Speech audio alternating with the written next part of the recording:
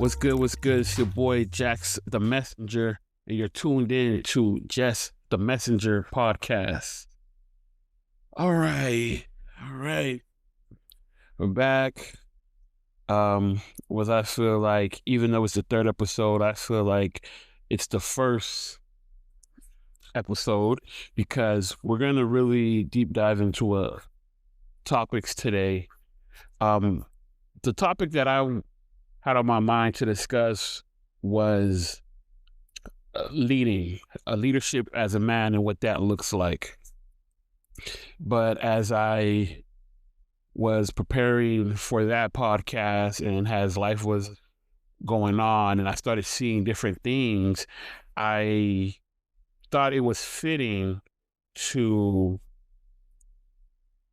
pause the leadership content and focus on sexual discipline as a man. And I know it's something that we talk about, something cliche in a sense of having sexual discipline, but there's so much more to that, right? What does that mean to have sexual discipline? Because as a man, you're wired, as they say, to be a sexual being, to have higher sex drives in comparison to women. We're just sexual beings, right? So what does sexual discipline looks like? Before we tap into that,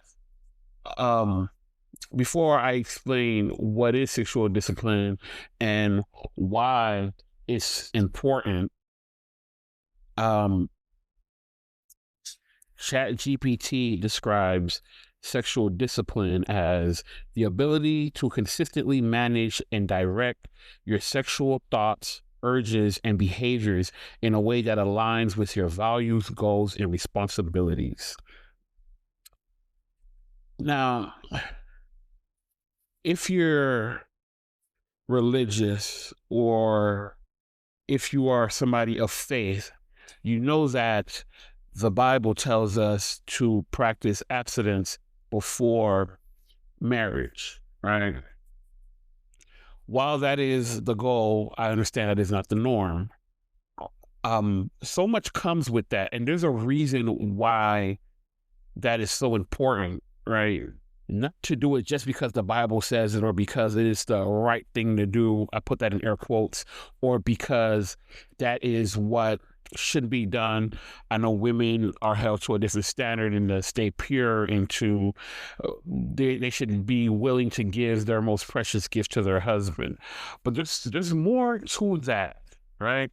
Of why it's important to hold off and wait until you are truly ready to experience sexuality in the confinement of a marriage or a pure space. I want to break that down in a less complex way. And to do that, I like to give a reference, an illustration that I like to draw, something that I like to use to describe why it's better to not have experienced certain things in the first place than to experience them and want them even more. And this is the example that I give all the time. So let's say, right? Let's say you don't have a car and you take the bus everywhere. You take the bus to school, you take the bus to work, you take the bus pretty much everywhere you need to go when a ride is not available, but this is your day-to-day method of transportation. You know certain things, right? Because you have experience. You know if you have to be to work at 1:00, that if you take the bus that comes at 12:00, you may not make it in time because it might be running late in the other routes. It might have to make stops. The route itself takes an hour, and if it's running just a little bit late, it puts you off well beyond the time you need to be at work.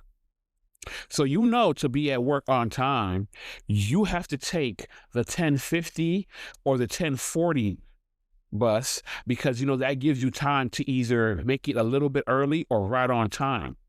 You know that even though you start at 1 o'clock, you have to start your day prepping it at like 9 o'clock, 9:50, 10 o'clock to make it to that bus stop by 10:40 so you can get to work at 1 o'clock, because if you take the 11 o'clock one, you're going to be late. You know that it takes two to 2.5 hours earlier than what you need to be at work to be at that bus stop.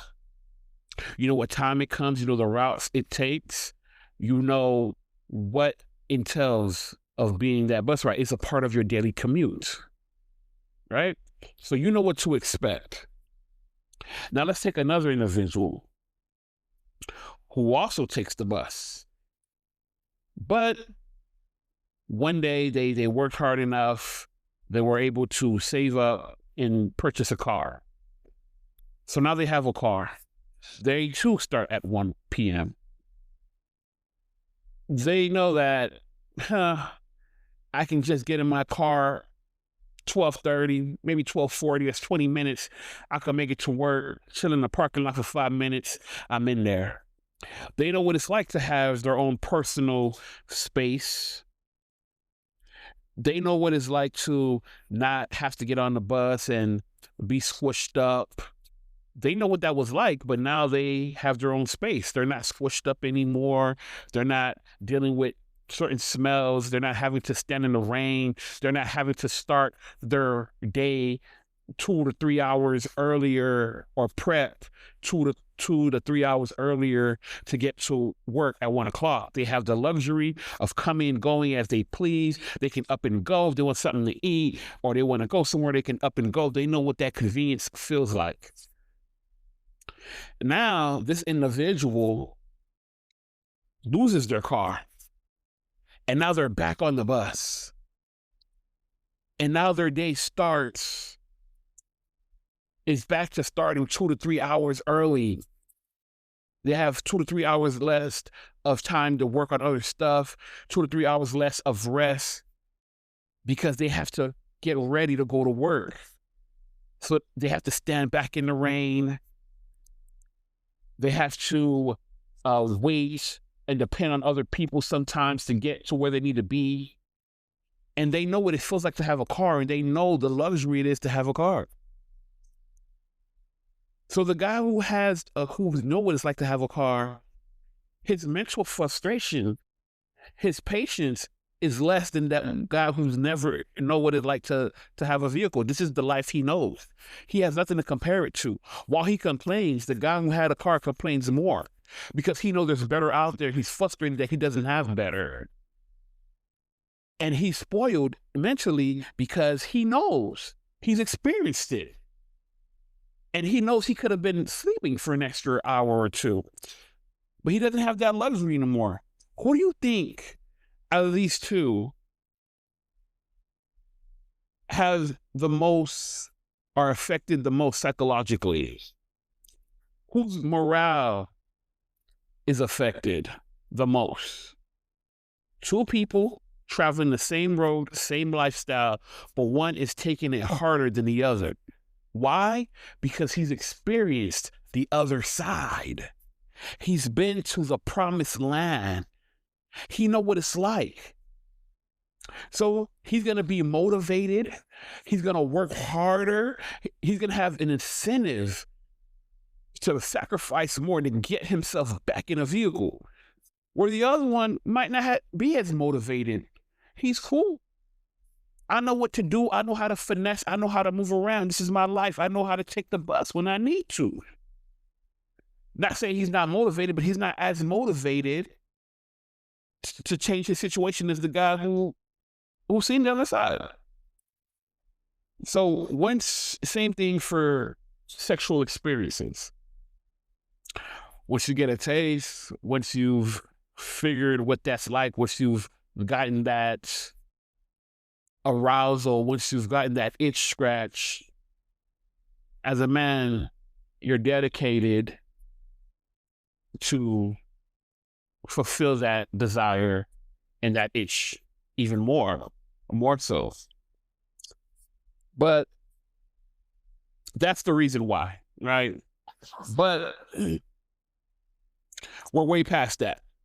We're on the other side. You've experienced having a car. You've experienced this lifestyle. You know what this is like.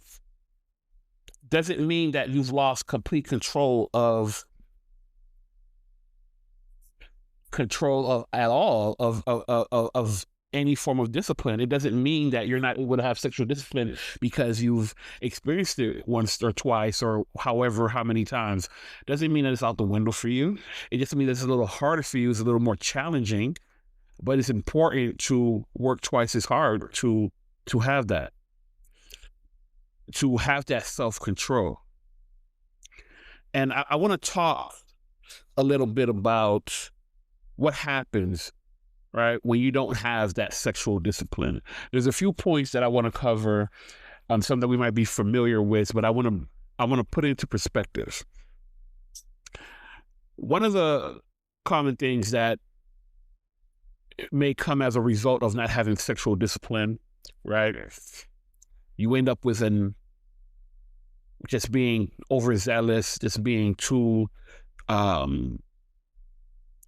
free or too thirsty, or just doing what you want to do, no form of protection, no nothing. You put yourself in a situation where you may end up getting a sexually transmitted disease, right? And that affects your body. You may even end up with a disease that is with you for life. And I'm not saying that's the end all be all. I know there's medication out there to help people live better with sexual diseases better than in the past, right? But this is something that you have inflicted on yourself that you have to live with, right? I'm not talking to those who have experienced that at a no fault themselves, whether it's sexual assault or being born that way. I'm talking about, again, I'm talking strictly about sexual discipline.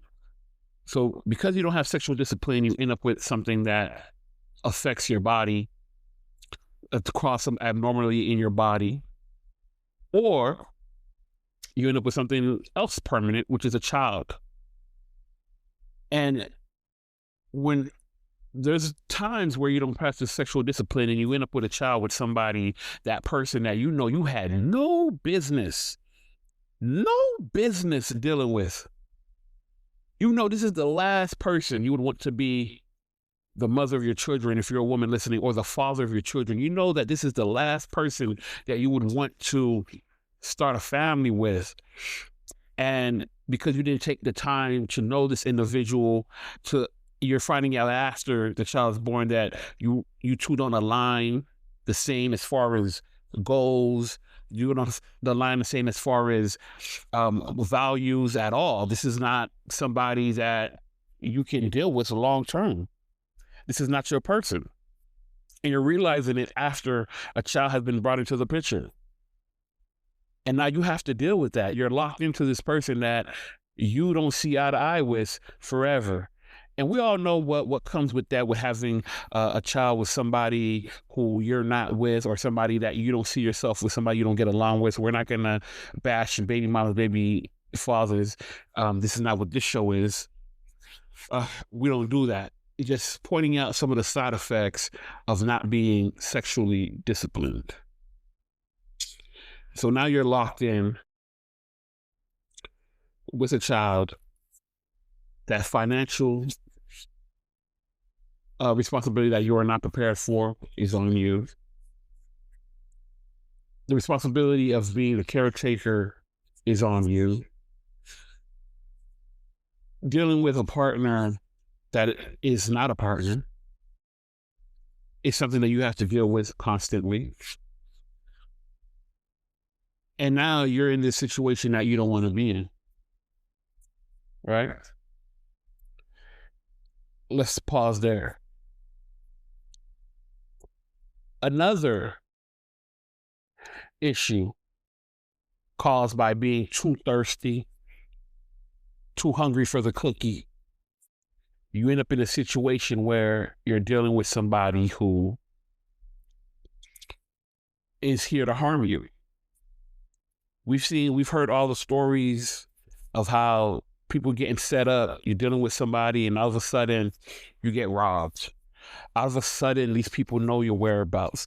All of a sudden, things are missing out of your house. All of a sudden, things are people know where you're at. All of a sudden, you get caught slipping because you're dealing with somebody you didn't get a chance to know. You don't know what they got going on, and they're working with somebody that you don't like, and here you are.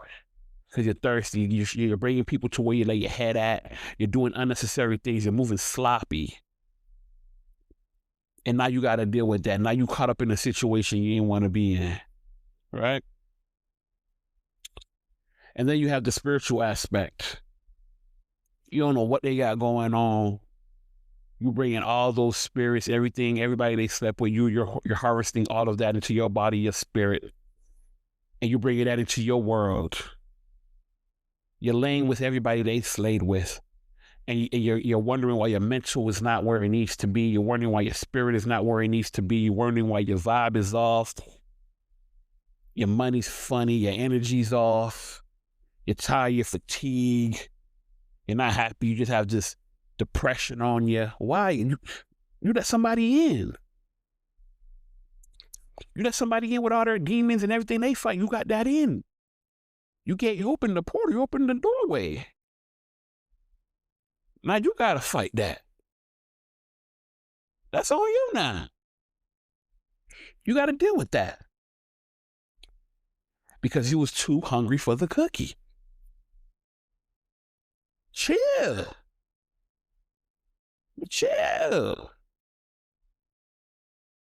You're not focused on what you need to be focused on. You're not doing what you need to do because your attention and your drive is focused somewhere else.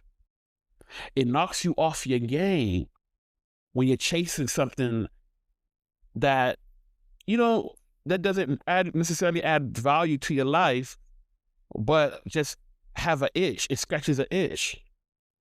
It's no different from drug addiction. You're chasing a high, you're chasing a feeling. I'm not saying it's abnormal to have desires. I'm not saying it's abnormal to have needs. But you have to be able to turn it on and turn it off. An addict will always tell you, I can stop when I want to. I can quit when I want to. I don't need this. Do it. Prove it. When have you took the time to practice abstinence and clear your mind and clear your thought? I could put this, I don't have to drink every time I go out. Don't drink every time you go out then. You saying it, but you ain't done it. You saying you don't need this weed. You saying you can function without it, but when the last time you functioned without it? You can say anything. I could fly a plane. I could be a what you call it? I could be what you call those people that go, I could be an astronaut. Okay. It's because I said it doesn't make it true. Show that control. Because if you don't, whatever you don't control controls you. So you're an addict. But I'm not just going to talk to you about what the problem is without talking about what a solution can be. As I'm a man of faith, the first thing I'm going to say is go find God. Talk to God. Second thing I'm going to say is find out, why do you not have control? Why do you feel the need to be so hungry for the cookie? Why is that the only, why does that need to be a thing for you? Why are you, when you know it's a problem?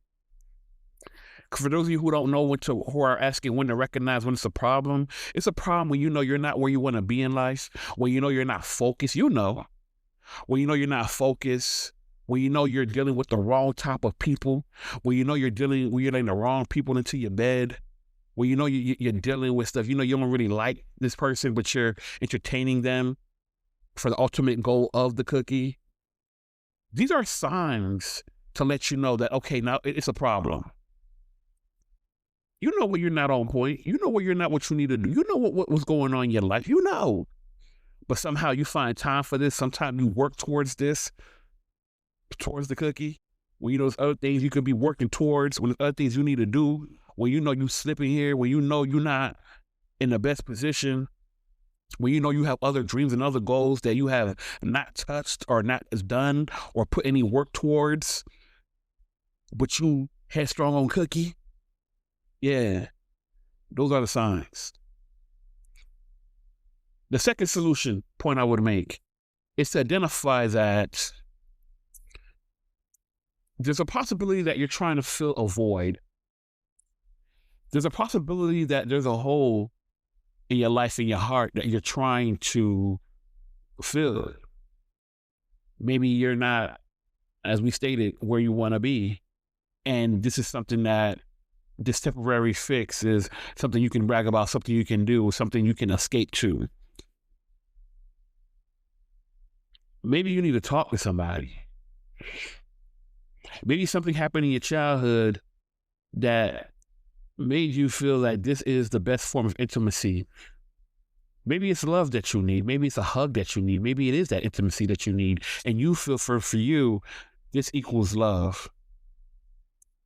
Or you've been hurt in such a way, you've been hurt so bad in your past that you said, you know what, I'm going to disconnect every emotion, every feeling. I'm just going to keep it strictly physical. And that I'm not going to tie any emotions to this, and I'm just going to go strictly physical. You're hurt. You need to speak to somebody. You need to talk to somebody. You need to explore this. Because it's going to have a ripple effect on your life. Because there's some damage, there's some scars that don't go away. I'm aware of that. But you have to learn how to deal with this. And there's some side effects that don't go away, such as a child, such as a disease, such as not being able to control yourself and forcing yourself on somebody else who doesn't want you to touch them. But because you're so hungry for the cookie, now you're in jail. Because you're so focused on this. You're not able to walk away. And now you've damaged somebody else for the rest of their life. Get help. Acknowledge that you're too hungry for the cookie.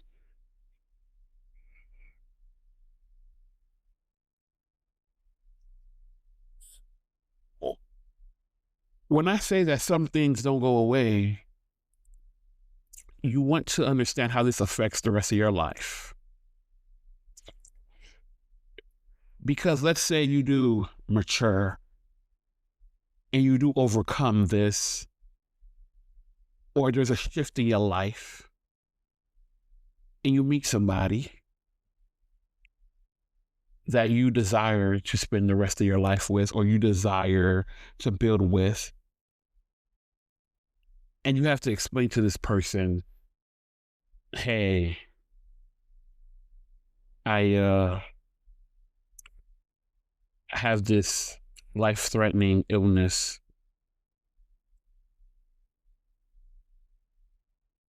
Or, hey, I've created these broken homes, but I want to create a new family with you. Not saying you're not worthy of love, not saying you can't find love, but you have to understand the predicament you put yourself in when you meet somebody who doesn't want somebody with 6 kids. And while we're not judging you, I'm telling you the reality of the situation. We all have a type. We all have somebody that we see ourselves with, but are you your type's type? Are you the person that you want to date? The person you want to date, when you think about them, are you somebody that they would want to date? Because sometimes, and women and men, we're all guilty of this. We have this expectation and are shocked when other people have standards too. Why are we shocked that other people have their standards too? And that's why we have all these relationship podcasts, and we have all these type of things, these conversations on social media that I don't care to dissect or go into, because people don't understand people have preferences. That's life. Work on your sexual discipline. You do that by finding out the root cause. Why are you an addict? Why do I need this drug? What is the issue? Were you abused as a child? Are you trying to replace love? Are you seeking validation or acceptance or love in a form of sexual or physical intimacy? What's the issue? And because I am a man of faith, I'm going to leave you with a relatable scripture. 1 Corinthians chapter 6, verse 18 through 20. Flee from sexual immorality. All other sins a person commits are outside the body, but whoever sins sexually sins against their own body. Do you not know that your body are temples of the Holy Spirit, who is in you, whom you have received from God? You are not your own. You were bought at a price. Therefore, honor God in your bodies. Respect yourself. Love yourself. And as always, keep the crown on you.